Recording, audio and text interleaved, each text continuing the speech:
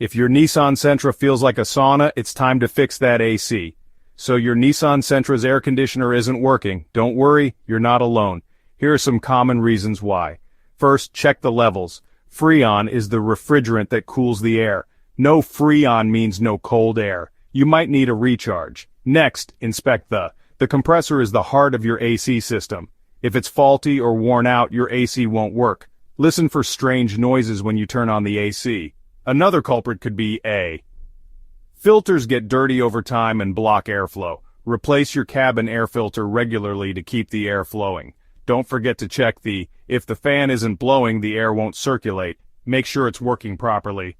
Lastly, look at the AC, and a blown fuse or a bad relay can stop your AC in its tracks. Check your vehicle's manual to locate and inspect them.